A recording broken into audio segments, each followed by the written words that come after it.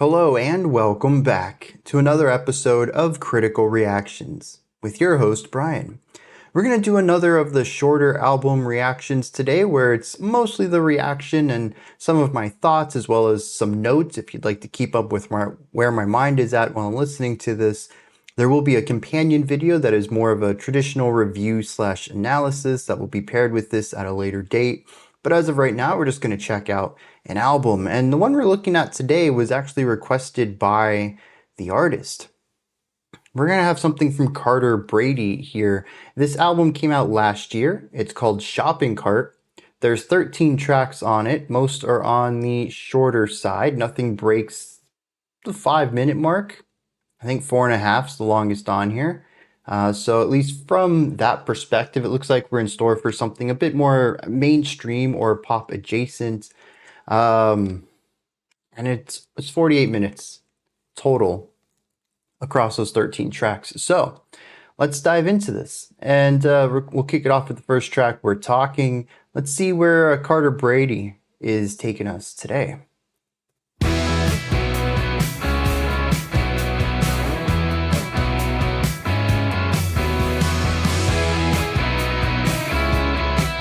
We have a nice pop rock start. The bass has a nice tone of movement.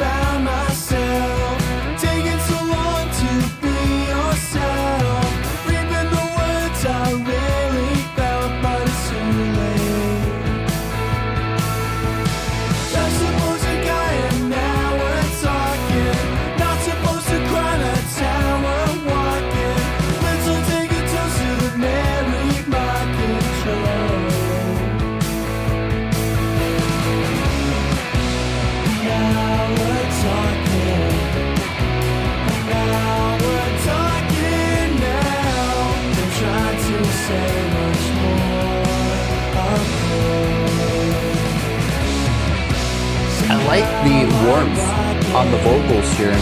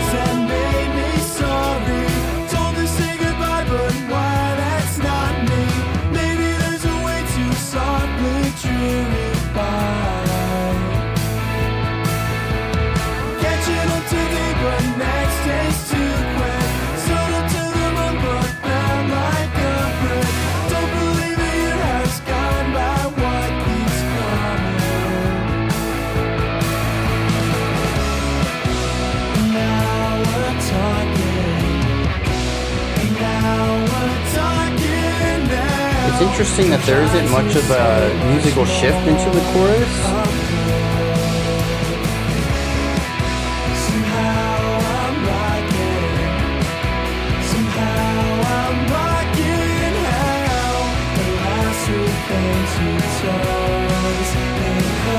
In fact, I'll say even in some ways the chorus brings the energy down a little bit.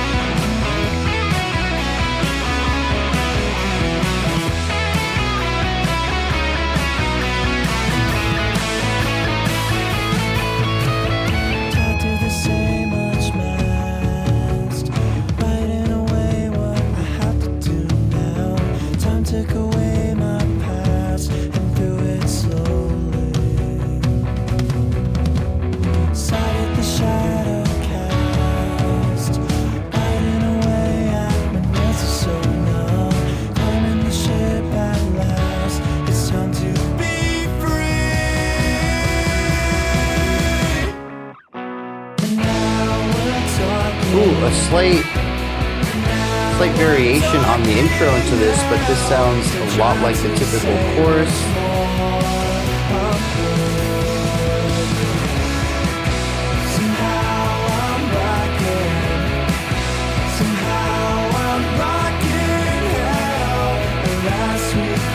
I like the vocal harmonies on that.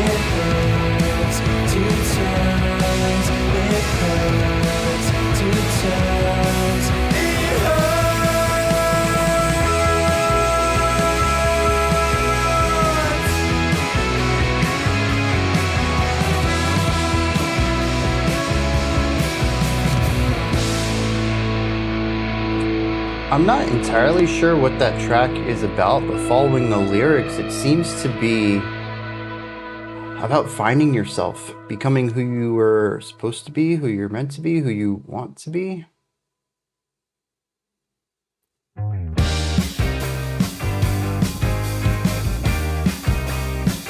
It's a very similar rhythm to the first track's guitar line. Changing at the airport, so why do I get jump ahead? Practical importance from understanding jokes I read. Never quite beginning the life I really want instead. A little bit more darkness in the vocals.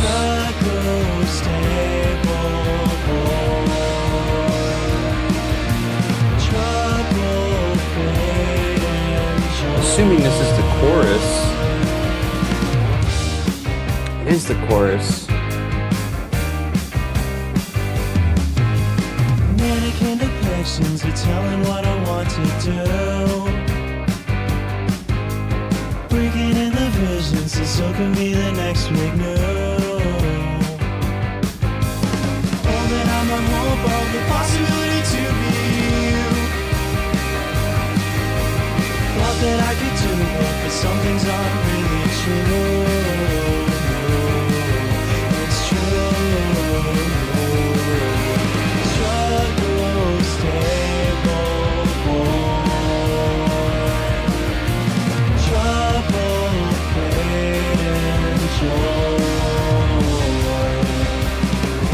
Instead of what I joy. May one day be reborn.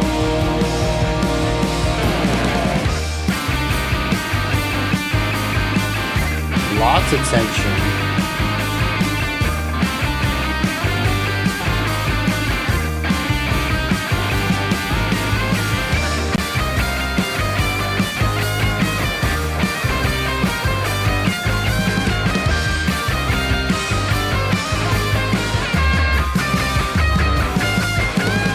Struggle, stable, born.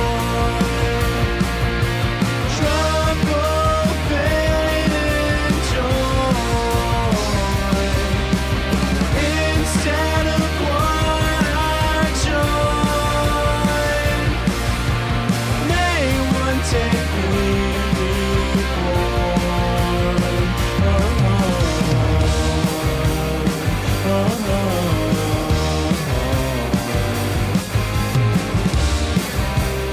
We're gonna take a moment right here to stop and talk about some of this stuff, but I do want to check out.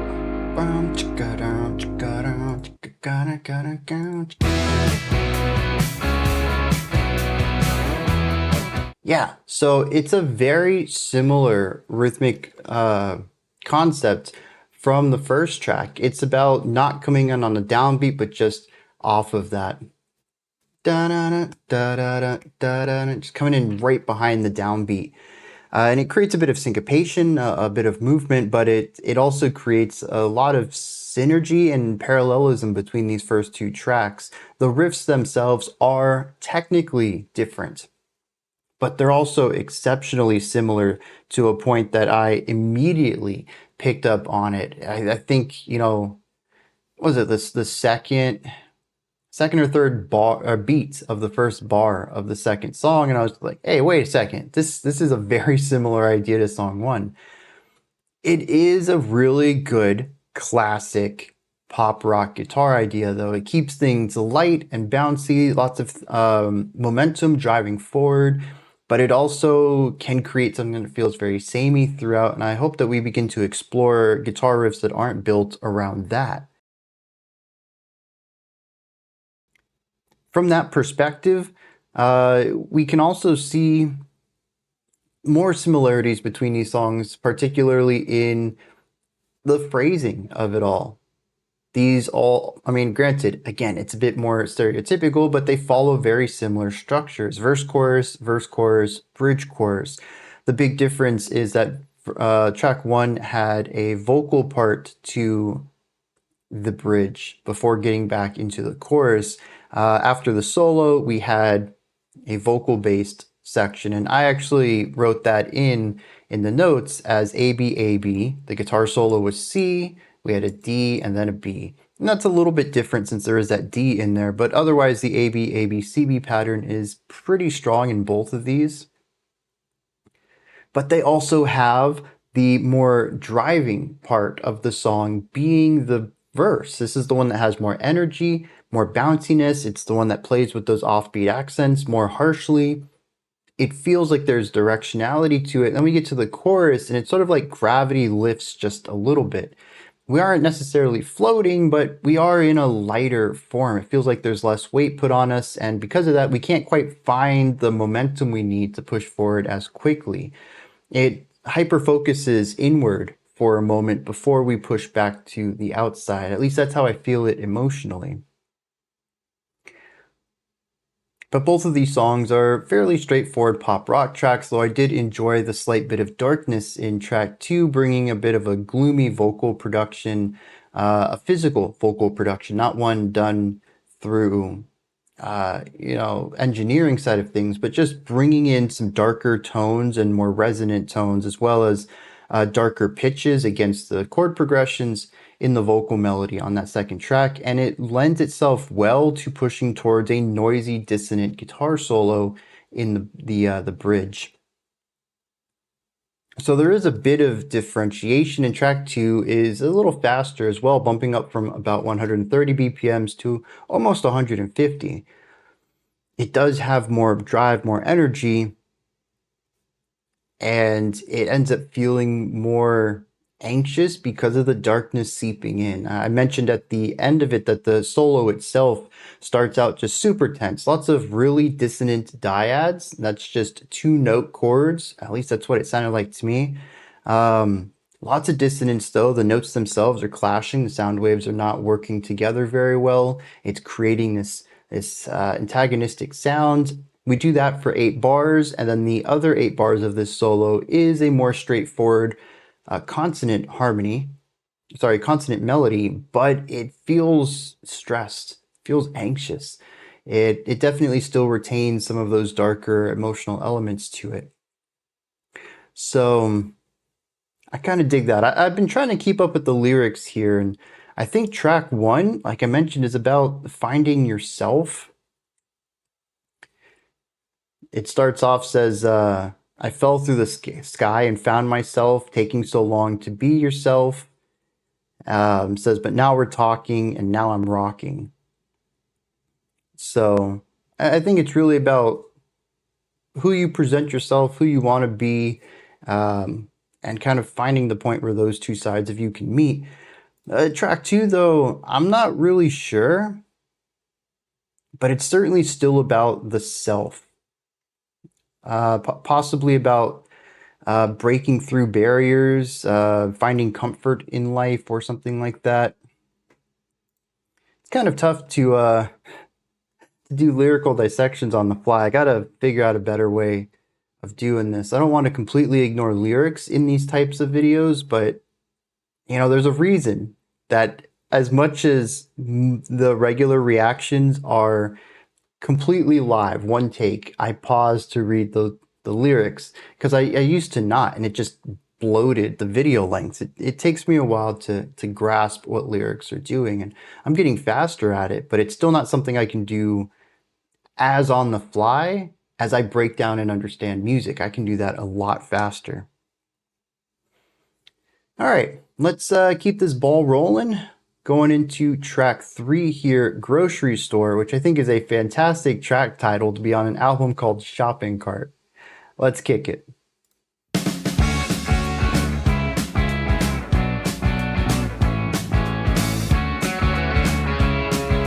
The bass sounds excellent here. It's another bit of a brighter, upbeat track with a syncopated guitar line though. Beating off the time it takes me to rethink my mind away. Oh no, it goes away. Come down to me and stay. Why grocery store, and all it did was stop and wander. Talked it out right by the door, falling rid of what was troubling. Walked inside my grocery store, and all it did was not find anything. Not find anything.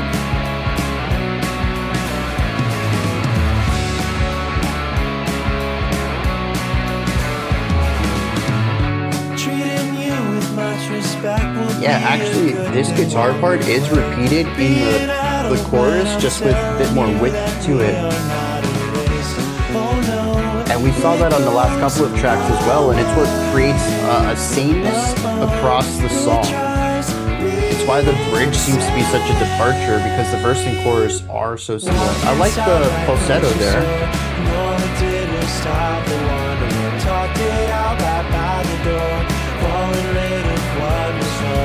Walked inside my grocery store, and all we did was not find anything. Not find anything. Not find anything. Not find. Yeah, see, I really like moments like this where the bass gets to shine a little bit. Nice vocal harmonies. Oh, this one was short. We didn't even get a... We lost the D section moving to track 2, and now we've lost the C section moving to track 3. I didn't even get a chance to look at the lyrics on that one. It just went by so fast. Yeah, 2.5 minutes. Dang, I wish I had known that. I might have focused a little bit more on that.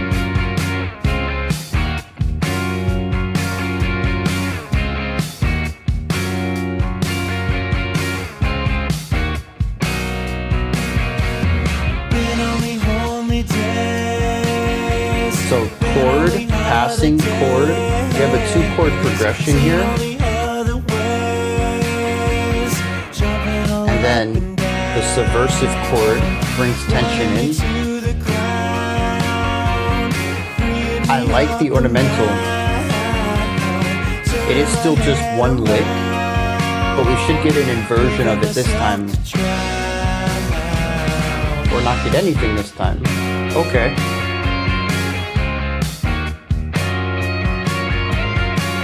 Oh, okay, there's our variation.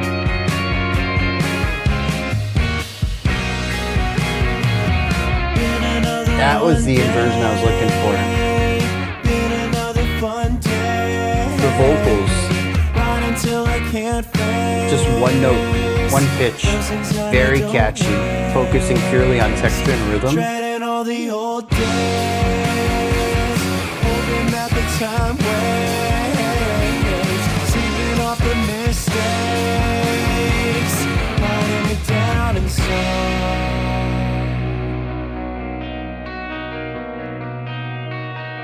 This is neat. Okay.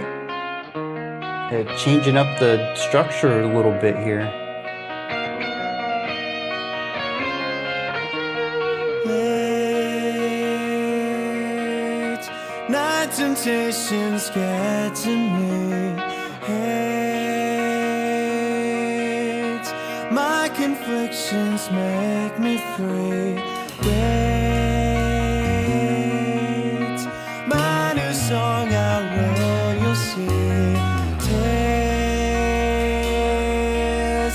my success, I bet you'll be.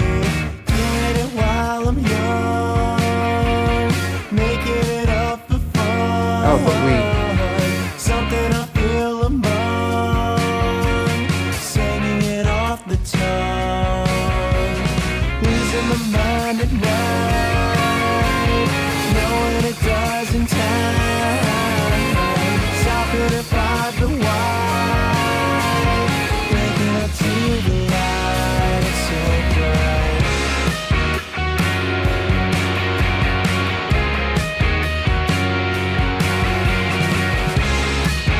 So we should be dipping back into that because that was actually the chorus.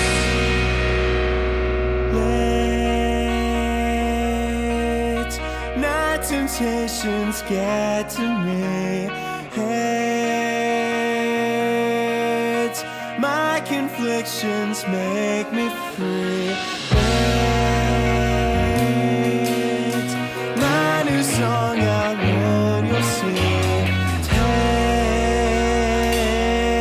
Taste my success. So a little bit of vibrato to give that line movement.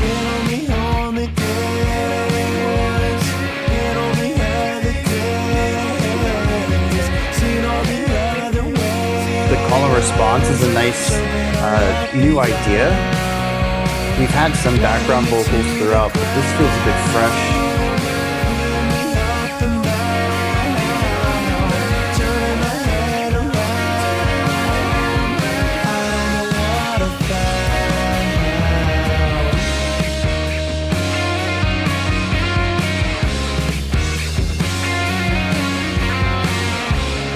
Is that a new lick?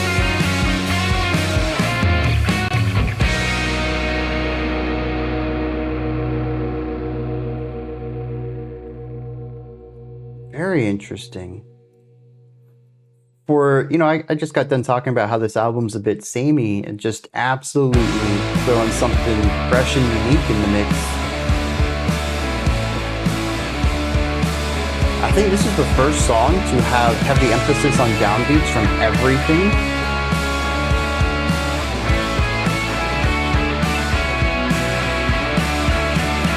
I'm just a stand-up guy with a wish. Nothing Very fancy, Weezer. but I like do it. need a fix. Cameras on and peeling out with the fish. Those imposters better own up to all their mistakes. I know I went back down. Treading water but barely a drown. Oh, okay, so that's the variation. The one I have. That note right there, bringing a bit of darkness and tension to it. It's pretty common throughout this album. Don't try to tell me I'm fine when you're around me.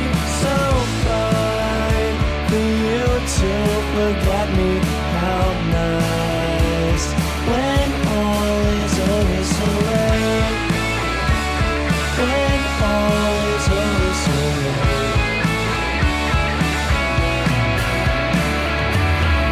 Get the next try over again. Makes a lot of sense why they have no friends. From the start it seemed like nothing was there. Doesn't matter since we never met to say it. I know I went back down. Hanging tight to the rope that keeps falling again. You're not the one inside. The volume dripping on that too. Just a blip in the dust of my existence, so don't try. This also builds into the chorus, which is a bit unusual too. When you're around me, so fine for you to forget me. How nice when all is over so late.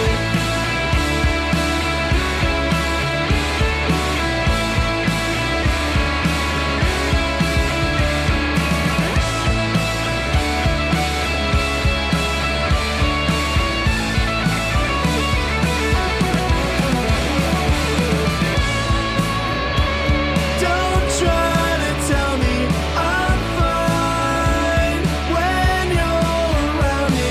So fine for you to forget me. How nice when all is over so late. When all is over so late.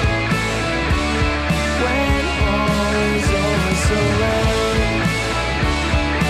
Ooh, a little bit of harmony on that lick. It's the second part's quieter on the right, but it's certainly there.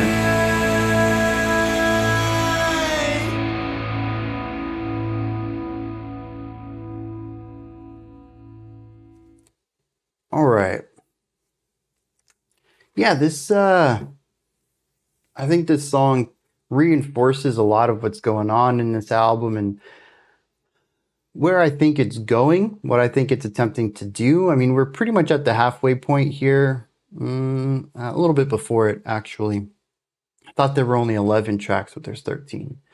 Um, and they've all been relatively similar. Very pop punk, very bright aesthetic, very palatable and mainstream sonically. There isn't a lot of darkness or grit or heavy tension or use of dissonance. We do get some darker elements in it, usually as an accent in a line to really put a point of tension or discontent or sorrow at a moment, but everything else is generally upbeat and bright. The drums are consistently simple rock beats. There's a couple of good fills in there. Good as in functional. Actually, that's a good one. Good can seem kind of dismissive, but they're functional fills. Coming at it from a more objective standpoint, they do what they need to do, which is ramp up the energy momentarily to transition into a new idea. And I think functional is actually a really good word for a lot of this. The guitars do a great job of creating energy and atmosphere, both in how they're rhythmically written and how they're harmonically written, what kind of chords we have at play.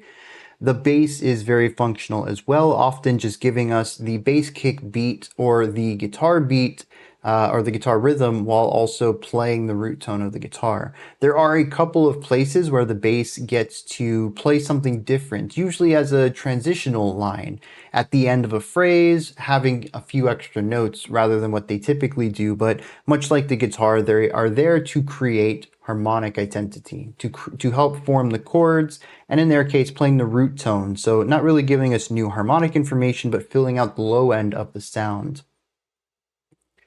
A lot of it is very functional to craft a specific atmosphere, vibe, flavor for the song, for the vocals to exist within. The one point where this differs is the guitar solo. This is a chance for one of the instruments to have a spotlight put on them and to play a lead melody. We do get a couple of licks from the guitars too. Frequently, they're at the end of songs during the final chorus, which I think is an interesting decision to make. But in the guitar solos, where the guitar really is the spotlight, what it typically does is reinforce the emotions that the vocals are already doing, both melodically and, as far as I can tell, also lyrically. For an album that is as bright as it is, sonically, there's quite a bit of darkness in here. And this song seems to be about not being okay and people trying to tell you that you're fine even though you're not. It's palatable. It doesn't really go into too much depth from what I can tell. It's one of those things that is probably written comes from real life experiences, but is written in a way that's a bit more vague, not including too many personal ideas, and that makes it incredibly relatable to a vast amount of people. And that is typically how pop tends to work. You write about yourself in a way that people can relate to. Whereas I have found that rock, dude, I don't want to get into like gatekeepery stuff here. I think the rock that people remember, and I think just music in general that people tend to remember, is the highly personal stuff. When you really put your all into it and you end up creating very personal art. This feels very general art. And that doesn't make it bad at all. But I'm going through these lyrics and I'm picking up what I can. I could be missing some extra depth to it for sure, but what I am getting out of them is stuff that I've heard other songs do and say. Again, that doesn't make it bad, but it doesn't make it quite as unique or personal, and it kind of removes my ability to perceive this as a personal song, something that really means something to the lyricist. But that, I think, works really well with the rest of the music, too. This is, and I don't say this to put it down at all, but it is typical pop rock. I haven't heard anything in here that really changes it up at all. It's a rather iterative album so far. I am enjoying the little bit of variety it has. Late Night Temptations is a highlight for me so far. I want to talk about that in a second, but it is an album that kind of does its one thing really well, but that one thing that it does is something that's been honed and crafted over decades of writing pop rock music. It's not adding to the conversation, but it is certainly sharpening it up, and like razor honing it and making a very concise, perfected format of that genre. The one thing that I think does give it some personality, though, and is an interesting little change here, is the production on it. I think generally everything sounds great. I don't think the production needs to change at all, but the vocal production does sound a little bit flat. And I had wrote this, yeah, in my track 2 notes. The vocal production doesn't sound punchy. It doesn't really cut through the mix. And I think that that's exacerbated by the vocal delivery too, that tends to be a bit more muted. It's a bit of a calmer, more comfortable, less projected form of vocals. And so it doesn't quite have energy to it that I think matches what the guitars are doing. They're very bright, bouncy, punchy, they cut through the mix, and then the vocals are just sort of there. And I think it works in a way that Weezer has done before. Sort of flat, semi-disinterested vocal delivery played alongside bouncier, more energetic music. It's that clash that I think creates some personality for this album and gives it its own flavor, its own twist on this pop rock formula. Now, track 4, dude, that was great. I love the thing about track 4 that I think really grabs me is the diversity to it. We do have the driving section, but unlike the other tracks, which use the same guitar riff or a small variation of the guitar riff for both the verse and the chorus, track 4 has a totally different instrumental everything. The composition for the chorus is totally different. We have a tempo shift, we have an atmosphere shift, a pacing shift, everything. And I really like that. I think that the movement into it is interesting. The movement back out of it is interesting. It generally works at creating some diversity to the album, which I think, especially by track 4, it's sorely needed. I'm usually a person who enjoys some sort of through line in an album. If your album's jumping around wildly between rock and pop and reggae and classical, I'm going to have a tough time slotting it into a casual listen because I typically listen for experiences. Hey, I'm in the mood for, a stage musical, and I'll put that on. I'm in the mood for, pop rock anthems. I'll put on an album that contains a lot of that. So I don't usually like something that jumps around too wildly, but I do need some sort of diversity or contrasting elements. And listening to tracks 1, 2, and 3 all be incredibly similar just had me wanting something else. The rhythmic devices are very similar. The composition is similar. The production and tonality and emotion are all similar. For something like this, if you're going to retain the atmosphere throughout the album, you really need to spice things up and make stuff memorable to differentiate your albums. And when it comes to rock, that comes in two fashions: your guitar riffs and your vocal melodies. And I find that those are also rather similar across what I've heard on the album so far. And I think that really is, for me, subjectively, the worst part about the album. This is something that I would love to hear 1 or 2 tracks from, but by track 5, I feel like I've heard the whole album, and there's certainly a part of me that if I were listening to this casually, I would think, well, it might be time to dip out, see if there's something else that I would rather be listening to right now, because I'm just going to get more of this, and not in the way of just more of this flavor, but more of this song. I'm just going to keep hearing track 1 over and over again with minor variation to it. And some people will absolutely love that. I'm not one of those. I need some variation. I need for your songs to feel distinct, and I just don't get that except for track 4, and that's why it stands out so much to me. It is a drastic change of pace, and I am fairly happy that it's included there.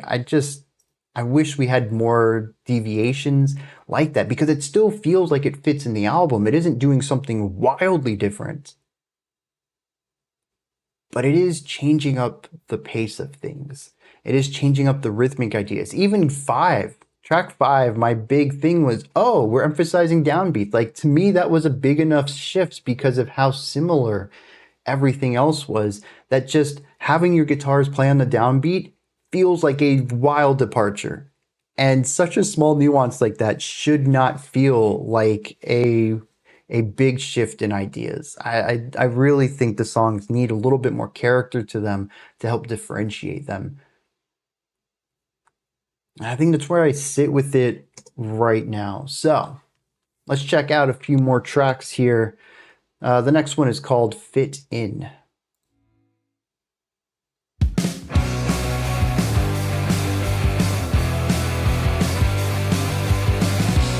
Okay, this is a bit, well, I was going to say punkier, but ooh, alt-rock, actually. This has a very 90s feel with a modern indie rock production.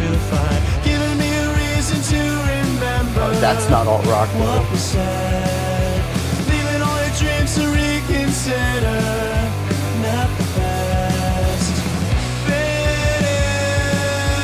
But that is.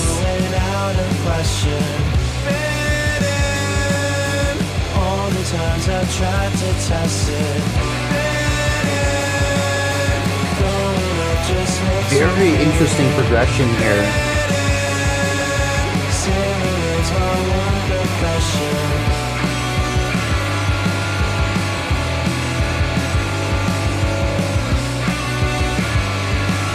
Carrying over the fit in part from the vocals to the guitar.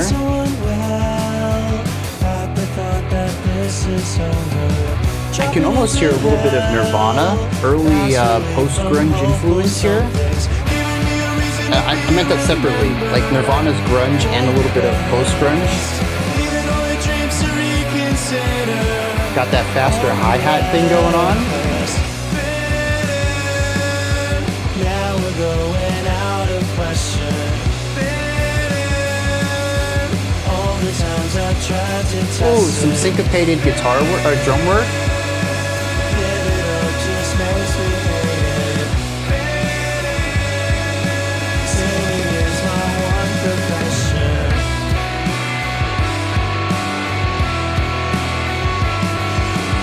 This is a really cool midpoint.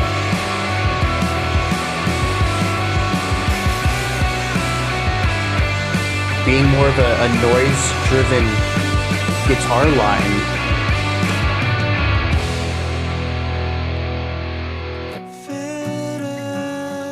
Cutting out to an acoustic chorus. And then bring it all in. Yeah. Give it up just makes me hate it. Singing is my one profession. Singing is my one profession. Singing is my one profession. Singing is my one profession.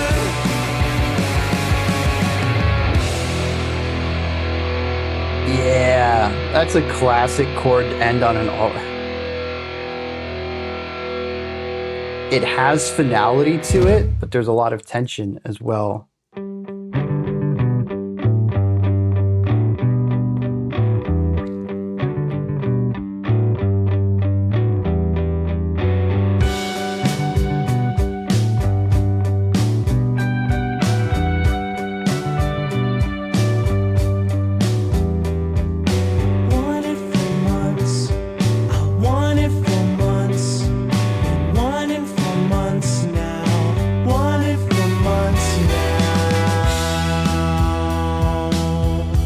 had a little bit of a shoegaze flavor at the beginning, but it's lost it.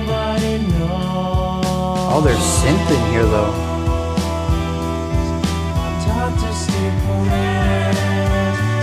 Ooh.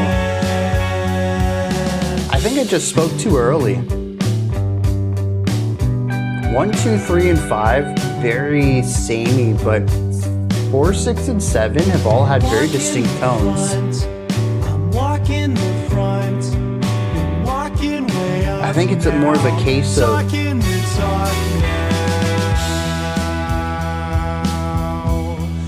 the track listings. Maybe if we could have spaced out some of those earlier songs.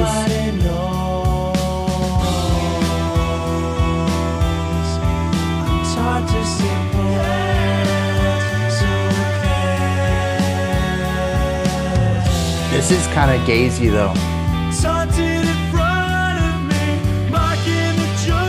But it's like, it's not shoegaze, it just has gazy elements to it. I think it's the vocals, the reverb, the size of them.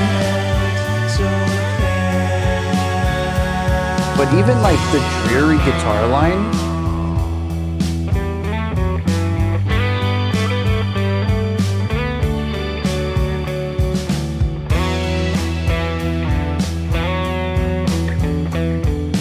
yeah, dude, I like this guitar line too.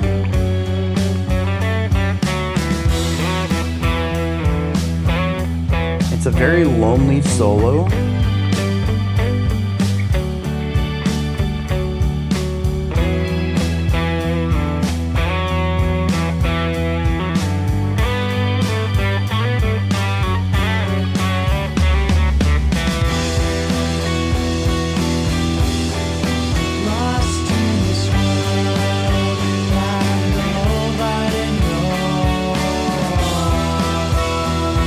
We have the guitar and bass laying down this standard tempo, and the syncopated guitar on the other side. And then, oh jeez.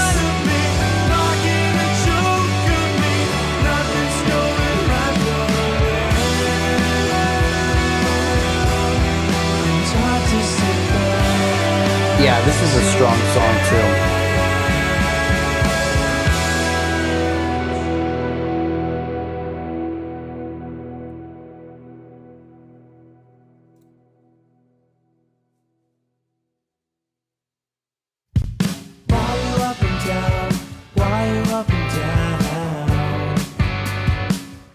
The syncopated guitars. This is a return to form of the earlier part of the album. No one really cares, but I will have a helping hand. Someone really dares me, don't try anything I do. I'm meant for you. That little bit of darkness against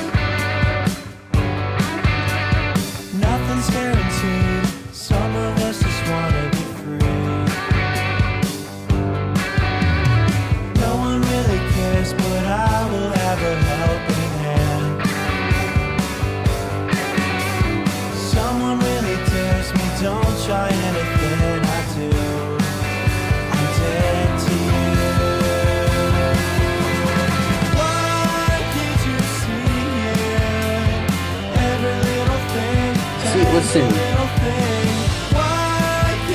even with that, where you can tell there's more projection, more air support to the vocals, then the more calmer sections, it still sounds flat. I think that's all EQ right there.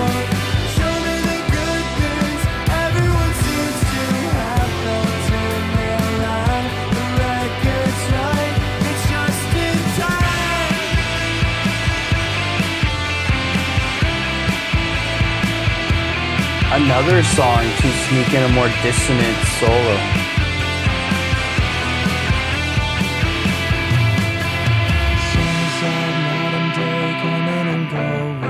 Side to say disarray, half of a token. Someone clear out the name, hope that you keep me in your thoughts. Sun is out, night and day, coming and going. Side to say disarray, half of a token. There's a really great linguistic element to the lyrics, though. There's really great cadence and rhyme scheme, and it just kind of rolls off your tongue. It sounds great to listen to, even if I don't always understand what's being sung.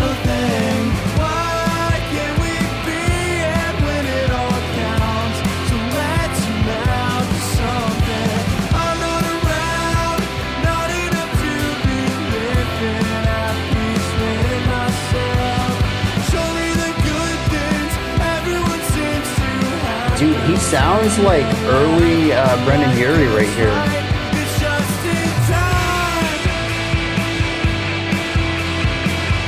There's a specific line in that chorus that just sounds like classic Panic at the Disco. Like, first two albums, Panic at the Disco. That's wild.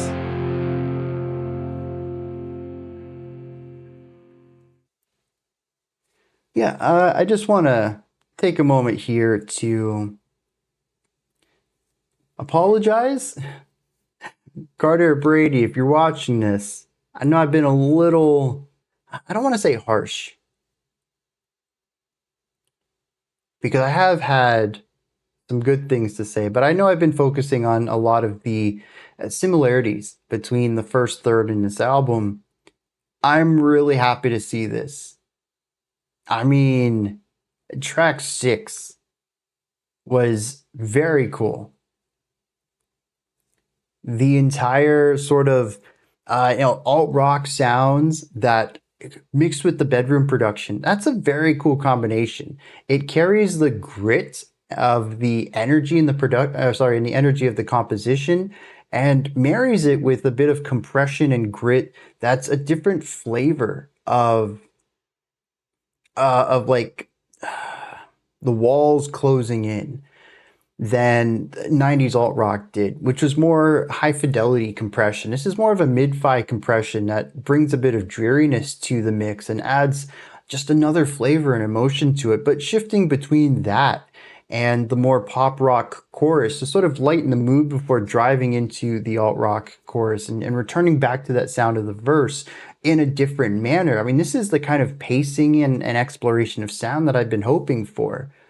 Your verse and your chorus are kind of similar in tone, but different in composition, and they're separated by a pre-chorus that shifts the tone entirely. It creates a bit of a roller coaster there. But all of this, too, is juxtaposed by everything else we had listened to.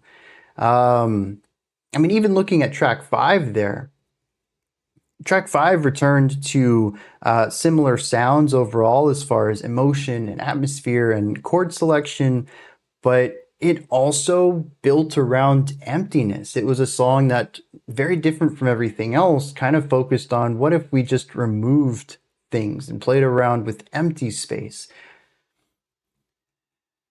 Track 7 was very interesting. I thought this was very cool. This also took the idea of spaciousness and I think ran with it in a very focused direction and said, well, what if we did track 5, but we did that all the time? The verse and the bridge, just playing around with emptiness, really making something feel isolated and dreary, and combining that with melody writing. The solo there, I think, really embodied this feeling of loneliness. Well, I mean, at least I think as well as pop rock can do. You still have to work within generally palatable sounds. And I know that's a weird way to think about it, as if you just came into this and said, well, I want to write a pop rock ballad. But I mean, within your style of music, without getting into something very aggressive, abrasive, fringe of music or experimental or something, keeping it in your style, I think you did a fantastic job at exploring loneliness and spaciousness, and sort of bringing a dreary element into everything. The vocal reverb, the vocal layers being so distant from the main one, the guitar solo being practically by itself. Even more interesting, I think, is how you start the song off with this intertwining bass and guitar, and then explore the separation of these ideas and how every instrument coming into it kind of lacks that intricate combination where they're so well linked. It's difficult to hear the bass or guitar line there at the beginning by itself. They really play off of each other so well, and then the rest of the track is dreary, it's lonely, it's isolating. And this takes us to track 8, which, even though it is a return back to some of that pop rock stuff we had seen earlier, I think it's an interesting diversion in that same route. I mean, this is what I was talking about earlier. If you just want to make a whole album of pop rock tracks, which it seems like that's generally what's going on here, you gotta have some stuff to make them all feel just a little bit separate, not very samey. And track 8, I think, is a fantastic showcasing of that. We return back to the generally poppy, brighty, bouncy music, but we focus more on the darker undertones that have been placed in all of these tracks, but really takes a focus here. We have a ton of energy. The drum writing is infinitely better on this track than most of the others.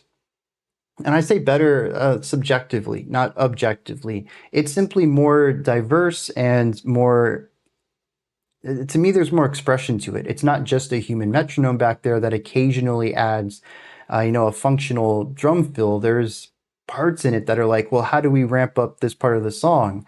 Well, I could put in a guitar or do a layer in the vocals here, and you're like, no, we're gonna let the drums handle it. And you get a very cool drum part out of that where it feels like a part of the band rather than a click track that exists outside of the song, which is how I have frequently found the drums to be on this album. They're sort of there because rock needs drums, and rock drums typically keep the beat. And that's about all they feel like. There's not a lot of expressiveness to them. And I think track 8, as well as track 6, we got to see some of this more interesting drum writing that I wish was just more prevalent throughout the album. And it makes track 8 almost feel like an evolution of some of the other songs on this. Track 2 and 3 to me still feel like the weakest songs we've listened to, simply because they feel like reductive versions of this form. They seem to be the most functional, well, it's a pop rock track. No frills at all. The drums just completely static. The bass and guitar parts are there. They give us the harmonic information. It's a catchy song. Both of them are, but there's just not much of interest to it. I think track 1, having the guitar solo plus the extended bridge with the vocals, and track 8 bringing in the more expressive drum parts and bringing in the guitar as sonic flavoring to bring parts of the narrative and emotional aspects into the song. Rather than just reinforcing things that we've heard, the guitar actually furthers the narrative in track 8. I really like this. The way that the guitar sounds, the way it's produced, what it's playing, the way that it alters and changes harmonic functions, so as to explore things that we haven't explored elsewhere in the song within the context of what we have explored. Basically, again, taking what we've done and exploring it further rather than simply reinforcing it.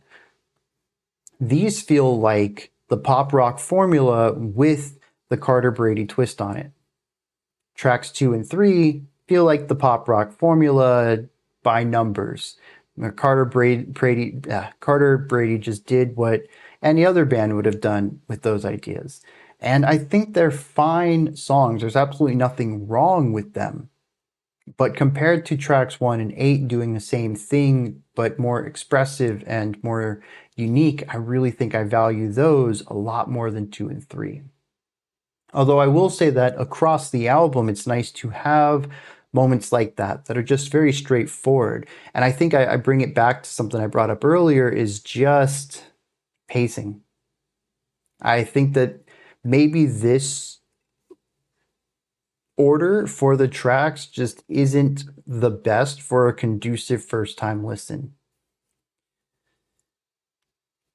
And in a way, it almost feels like some of these songs are evolutions. There's a part of me that has thought maybe this is just the order the songs were written, because it does feel like as we get into the album, things are improving. I'm finding stronger and more unique composition going into the middle of this album than I did at the beginning. So I'm curious if that's what happens. But I still think, I mean, the album's out. But if there were ever to be a deluxe album of this, I would probably recommend kind of changing the placement of some of these tracks to create better flow through the album. Although there are still 5 tracks ahead of us, and I might be eating my words, and maybe there's not a better way to do this. And on the other side of things too, there really is no best way, and this is one of the most difficult things to do when making any album, and you'll never get it right. And sometimes it's better just not to stress about it and release the album in whatever form it is, rather than taking months to figure out what order the song should be in. Because, like I said, it's never going to be right anyways. Especially not before people get a hand on it and can start to create a more general consensus, kind of focus testing the order. But that's not always the best either. Focus testing, it benefits to it, sure. But also it can bring in a lot of bad elements by, just kind of shaving off anything that's exploratory and interesting for things that are more likely to catch a wider audience. All right, let's head into track 9 here. This one's called Go Home.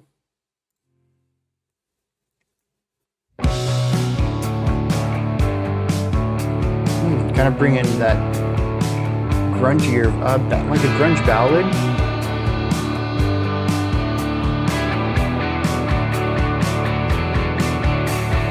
I try all the time what to do when all of me is coming through. I cry sometimes. Listen to the vocals at the end of the line.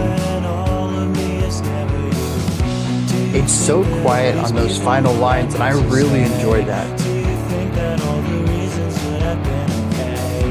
Do you think I need to question what is here to stay? What do you do when we're through? Every day just makes you feel like things are broken when I'm alone. My thoughts say so, nothing to live for. It's time to take yourself to go home. Interesting separation of the vocals there.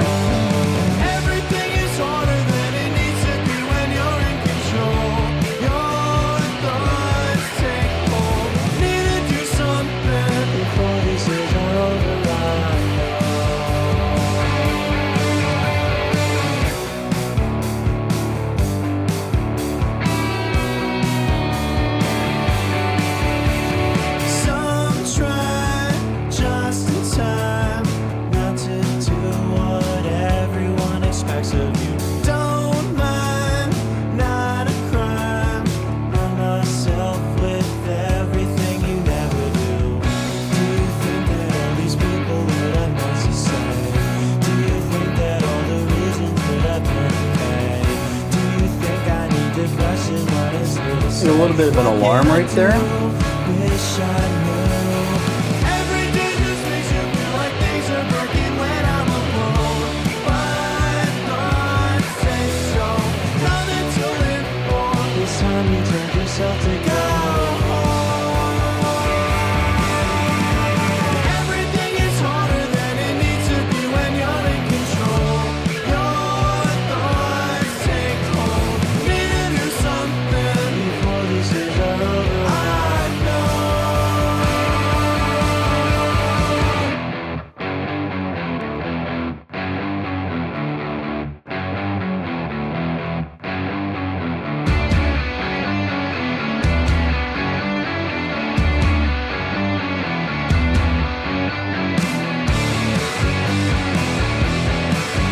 You know, it's interesting, the further we get into this album, the more I think pop rock is not a great designation for this. There seems to be more and more punk and grunge influence to it. And then we get something like this and like, oh yeah, that is pop rock though. And so I think it's interesting too that I'm having a difficulty placing it.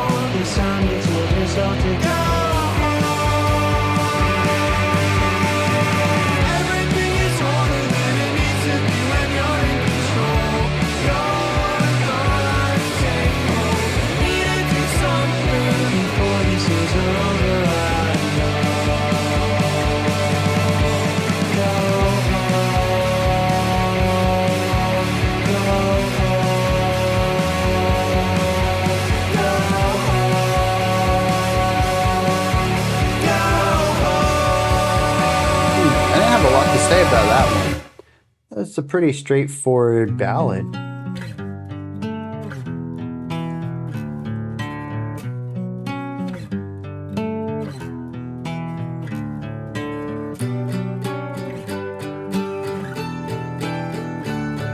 Interesting sounds to pair it together. Very bright and sharp versus warm and resonant. In my heart, it's easy for you turning back, not from the start.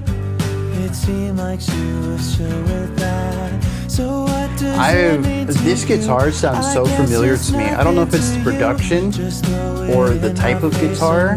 I've heard it in so many different songs, so great choice for this.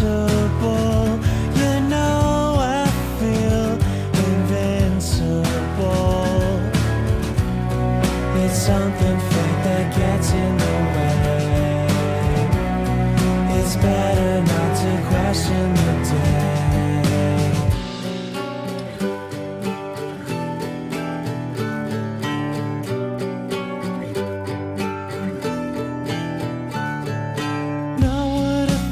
Oh, okay, so the fake out.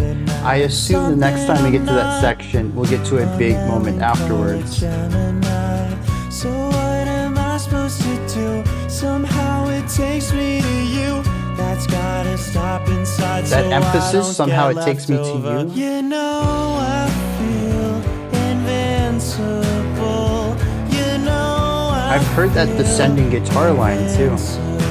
This song is very familiar to me and I kind of want to know why. It's better not to question the day.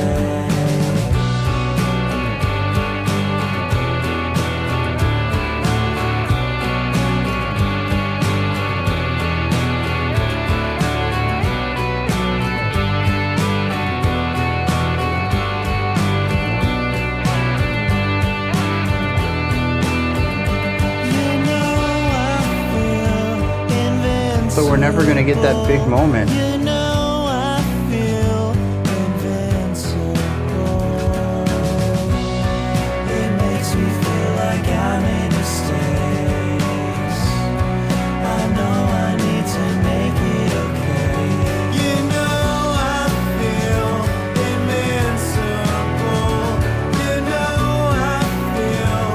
Interesting.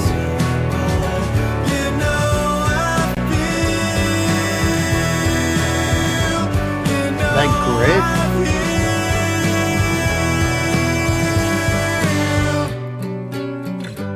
The lyrics say, you know I'm invincible. It's something fake that gets in the way. I kind of like that line.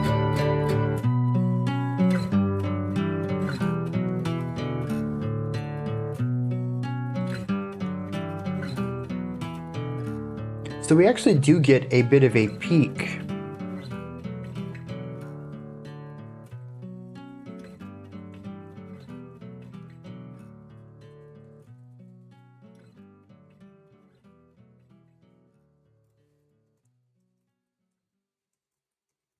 I give up every day just to see you every night. I relive all the days that were taken off. So this is interesting. mesmerized by the one. And the songs seem to be grouped by atmosphere. Taken by the souls that We have a pop rock start, followed by... Oh, okay, so that changes things a little bit.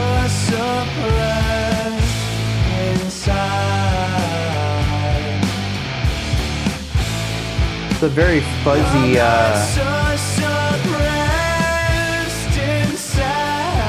it's an offbeat hitch, just like in the first two tracks.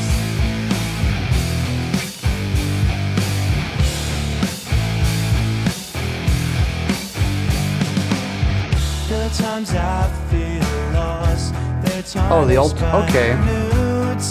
We're alternating between them. Was that clean electric? The fuzz. Okay. More of a funky midpoint into like a grungy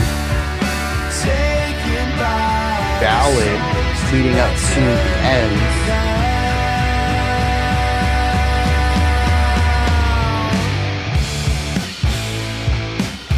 I'm not so surprised inside.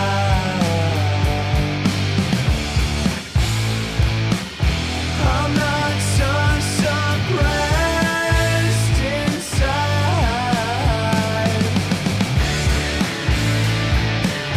And an expansion on this same rhythm with more guitar parts.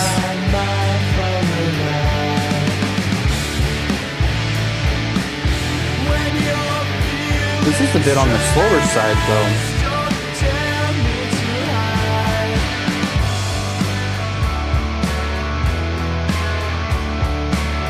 Yeah, I think this is one of our, well, this whole section here, tracks 9, 10, and 11, I didn't check it for 4. We've dropped below 100 beats per minute, sitting about 99. Still 4/4 though. I don't think we've deviated from that at all.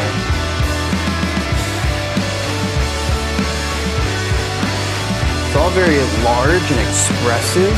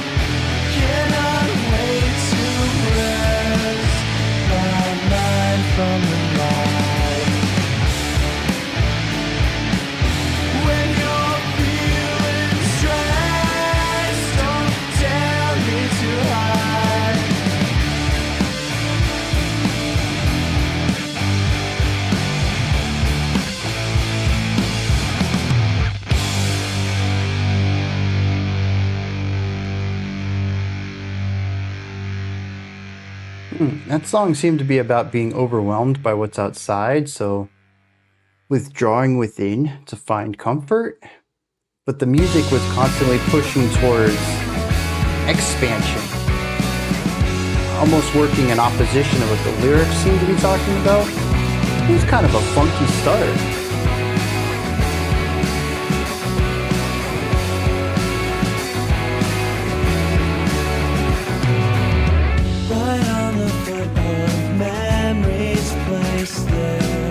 Nice little syncopation here.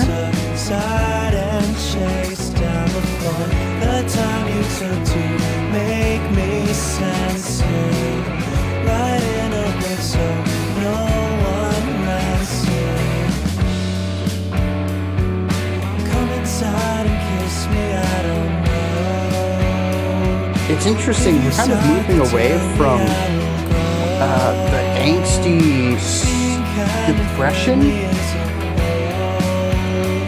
dreariness of the last few tracks and exploring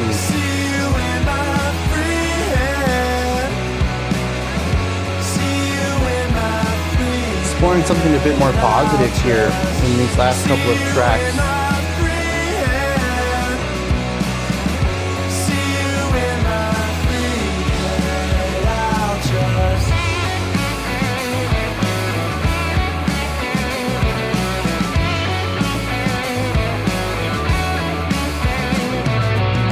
Right by myself and waiting on, thinking about the others till it's gone. The two guitar line here is very fun. Can't let go of the past, but it's up and down. Come inside and kiss me, I don't know if you start to tell me I will grow. Being kind and friendly isn't I like that. It says, come inside and kiss me. If you decide to tell me, I will grow. Because being kind and friendly isn't bold.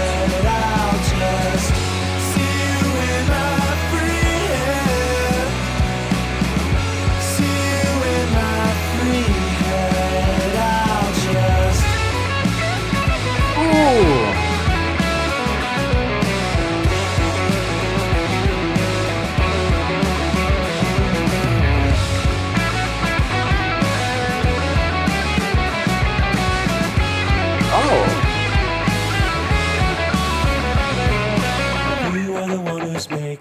It's so easy to accept it.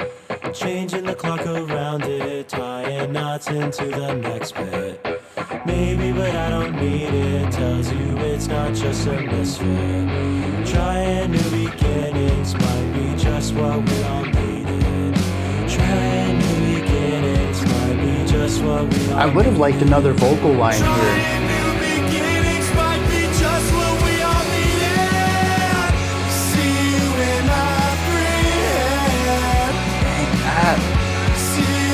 I really like that section, but I wish it had done something else, maybe just taken its time.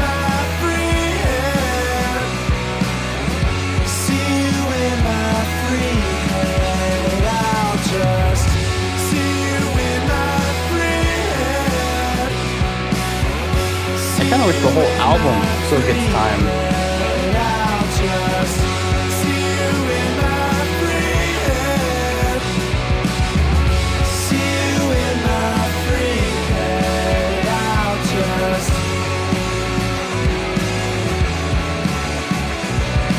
All right, here we go. Last track.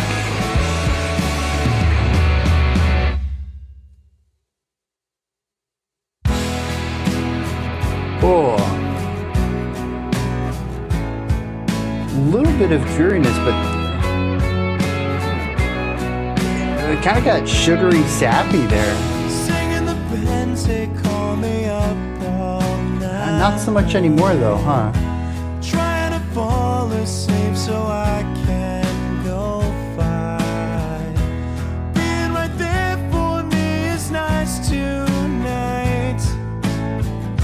Something is still so real that I don't think I'm right.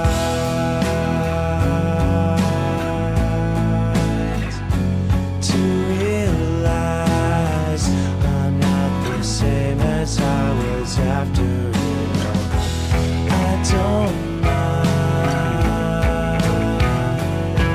I'm trying to get past it. How come it happens?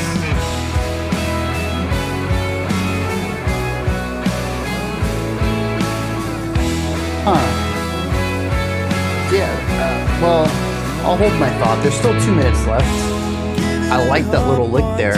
When I've lost my mind, never inside the times that I'd left behind, making a stand so I can retake my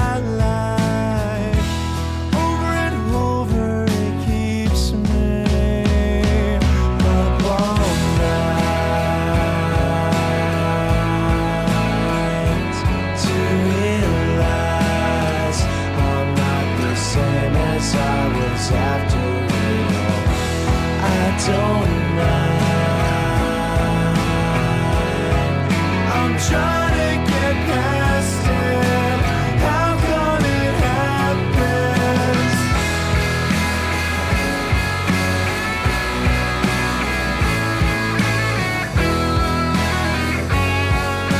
It's another song that heavily reminds me of Weezer's combination of brighter, poppier tones with drearier and dissonance ideas.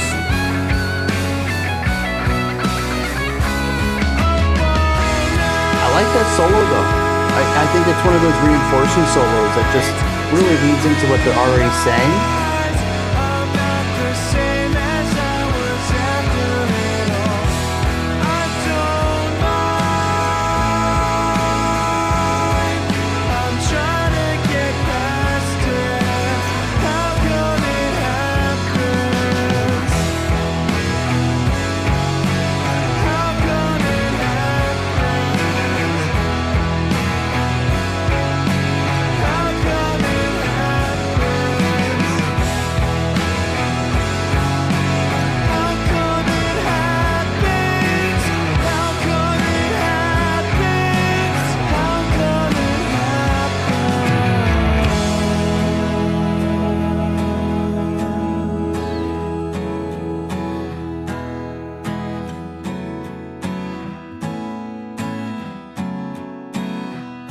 There's a slight little hocket in there. The two guitars are mostly playing the same thing, but in the third bar, one comes in one beat a little earlier than the other, and you kind of get this short little back and forth there. Yeah, so, like I was saying earlier, I feel like this album's broken up into chunks. We have a very pop rock start. In fact, many of the songs end up feeling very similar. Then we kind of bring in noise.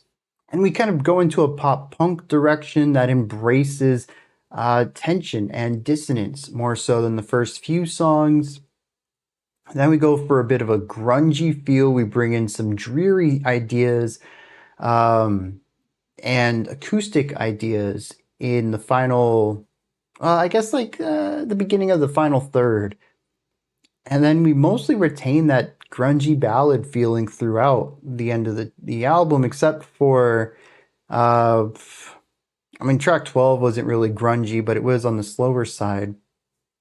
It does feel like the album slows down over time as well, with 4 being a bit of a standout at the beginning with its speed. But generally speaking, I think we kind of get slower and slower. And so the album kind of starts at it starts at a tempo peak and declines from there. And I'd say emotionally, we kind of peak in the middle of the album. See You in My Free Head has a couple of big moments in it. Suppressed kind of ends on a big moment, but I don't think either of them are peak songs.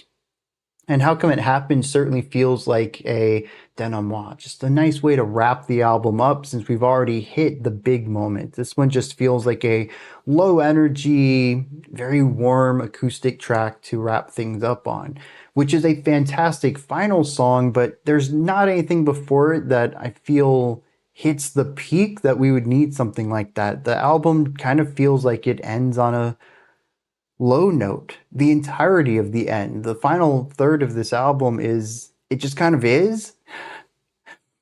And like I said earlier, I'm looking at this outside of the process, and that certainly gives some clarity and some distance to it that you don't get when you're making it. I try not to make it seem like I know all the answers and they really should have done it. How could they have not known that this, how could they have not known that this track listing has this specific flow to it?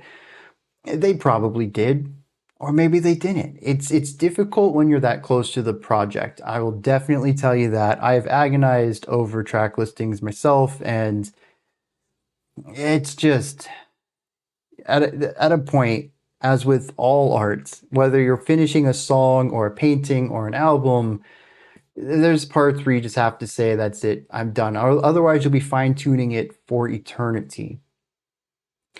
And track listing is one you can really get lost in. And it's easier for me having it all done here, pointing out where things could have been better. That's the double-edged sword.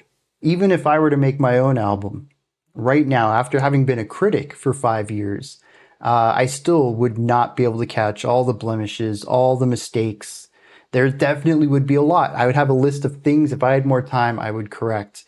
But some of them you can't have that perspective on. And track listing is one of those where it's just difficult, impossible, and there's always going to be a better way to arrange it.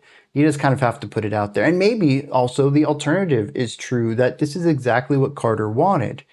An album that starts off in the area that it starts off. I don't necessarily want to say it starts off strong, because I do think that the album's best songs are in the middle third, but it starts off rather strong, um, and just kind of finds its way down towards the end of the album. Maybe that experience of losing energy and momentum and tempo throughout the album is the intended experience. It's exactly what Carter wanted out of it. I don't know, but I do know that I would probably make some changes to it just to keep the pacing better, because all the ballads are in one spot. All the pop punk and pop rock tracks that sound similar are all in one spot, and it just feels like you're getting these pockets, and having them back to back certainly exacerbates the similarities between them. If tracks 1 and 2 had distance between them, I might have picked up on the similar, and well, it's more close to identical. I think guitar idea, I might not have picked up on that if there was time between them, but because they were back to back, it's difficult not to hear just how identical those two songs are. Um, and so maybe if track 2 came at track 6 or 10 or something, a mid song boost or an end of the album boost, both emotionally and tempo wise, while also putting distance between it and track 1, I think that might have been a better idea, if that's what the intentions were for the album. But I think the other thing that really stands out to me, like, I took a lot of notes, y'all probably read them, they're over there. It just dawned on me that I don't know how readable this is on mobile, so I apologize about that. Um, Probably, I think I made the text bigger last time. I don't know why I didn't do that this time. And I don't know why control mouse wheel doesn't work. I am starting to ramble. I have notes here on these last few tracks, but I feel like I had less to say about them and more just about documenting what they were doing, which will certainly help me in my analysis video later, but I don't think is as educational as just, hey, that song was in 70 BPMs. Okay, I think the earlier tracks, I had more expressive things to pull from them. But I think part of that too is that towards the end of the album, I started to recognize a very sameness throughout the songs compositionally. And while they all might have had a unique flair to them, this one was a bit more dreary, a bit more bouncy, a bit more acoustic, whatever. There's a very strong Carter Brady element that just permeates all of it. And there are some songs I think that he puts his stamp on a little bit better than others. But one thing that I think across the board, I would prefer, just personally. So Carter, if you're watching this doesn't mean your music will automatically get better, but I will become part of your audience if you do this. I'd like the album to take its time. Every single solo in here was 16 bars. At a certain point, it feels less like a decision in the moment, as if to say, I have extended what I need to say at the moment, it's time to return to something else, and more of an artificial restriction that I think ultimately hinders a lot of your melodic writing. There are a lot of guitar solos in here that I wish just had gone on longer. It sounded like they had more to say, but just didn't. And while it's certainly better to leave your audience wanting more than having a solo that goes too long and now your audience is growing bored, I do think that most of these solos could have been extended another 8 or 16 bars, and I think you would have been fine. I think most of these songs end up feeling very stifled, as if they really wanted to be longer tracks with more to say, but ended up being cut off for one reason or another. I don't know. It rarely feels right for me, especially with the guitar solos. And I just wish at moments you'd take a little bit more time on these and get away from the vocal narrative writing and say, well, what if a guitar tells the story? Because while there were a few guitar solos that I felt were functional. You have a bridge, you got to have a guitar solo. That's a rock thing to do, right? And these ended up being reinforcing solos where they don't say something new, they just continue to do what's already been done. Granted, new melody, sure, the riff might actually be pretty cool, but it doesn't bring anything new to the table. And I kind of thought that's the way it was going to be until we got to a few tracks that I can't remember off the top of my head, but I have listed throughout this video, where the solo just elevates it. It takes what we were listening to and transforms it. It modifies it. It adds more to the conversation. And those solos were phenomenal, but I often felt cut short. And I would just love for the instrumental writing on this to expand just a little bit. The drum work in some of these tracks are phenomenal. The drum work in other tracks are functional. The bass lines in some of these tracks are very cool. What was that one with the intertwined one? Yeah, track 7. The bass and guitar opening to that, very cool. We never see anything like it again on this album. We had synths on track 7 too. That was the more like shoegazy-esque track. I don't think we saw that again. So, and the thing is too, is the synth kind of just adds a texture there. I think there could have been some stuff to do with the synth. And I think this really comes down to it, is that the instruments feel like they're just texture. Should we add a synth because there's something specific a synth could do? Or is the synth added simply because, this feels a bit more hazier and I want that texture here? It feels like you typically lean more towards the latter there, where the instrument doesn't really matter, it's more of the texture of it. And I really wish that you would focus on some of the instruments themselves and what they can say and what they have to add, rather than just looking at everything functionally. And I don't want to put words in your mouth. I don't know if you look at music this way, but this is just what I'm perceiving while listening to the music. And the thing is I don't think I would bring it up normally. Maybe it's just like an aside of, hey, I wish this was extended a little bit, but it's not that kind of music. But the thing is, it is that kind of music. Everything that I want more of exists in this album in some place. It just isn't expanded upon beyond that one or those one or two times it actually shows up. And it's these little like viewpoints into the writing process where I can see some really strong writing in this album. And it's really interesting because to me it's a showcasing of what the future of Carter Brady's work can be. It shows a ton of potential, but this album just didn't really get there. It's a fantastic start, and I do believe this is their debut album, and I can excuse a lot of this for a debut album. These are the places where you certainly want to just get some music out, get that first album done, get the learning process of all of it under your belt. 100%. First albums are the hardest to release for a multitude of reasons. But it's good just to get the experience of writing, recording, mastering, and releasing whatever it is. The thing that I tell every aspiring musician is just release something. It doesn't matter how good it is. It doesn't really matter what the quality is. Write stuff, get it out there. Because that really is the first big hurdle. Once you do that, everything starts to click into place, becomes more easier. You have the experience and the knowledge of how things work. It's that first album that's really rough. And this is a really great first album. And I think the thing that stands out to me most is the potential on it. I do think that there is a Carter Brady album that will come out in the future that I will be blown away by. May even end up on an album of the year list for me. This one isn't that. This one is a solid 6 or 7 out of 10, not because of quality, but simply because there's things in it that bounce off of me because they're just a little bit too functional. And if it were just that, I might grade it higher, but it seems like that Carter wants to write something more. And we saw that in a lot of places, and I think there's a lot of potential in this artist's future, and I'm looking forward to it. This is a fantastic start. Keep going up from here, and I can't wait to see what's released next.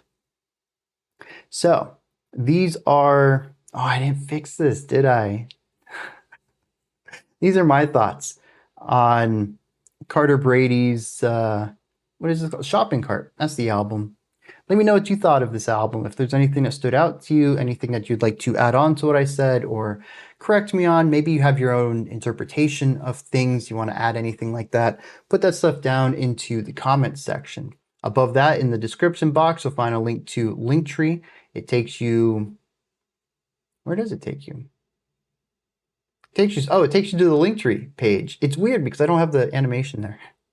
You can find links to my music, ways to support the channel, a link to the Discord server, and so much more. Above that, if you could, like, subscribe, and ring the bell. I greatly appreciate all three of those. All right, that wraps it up for today. I'll be back, though, sometime. I still don't know when I'm releasing these, but Monday through Saturday, 5 p.m. Eastern Standard Time, 9 p.m. UTC.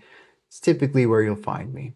All right, until next time, remember to be critical, not cynical, of the music you listen to, and have a fantastic morning, afternoon, or evening, whenever you choose to watch my videos.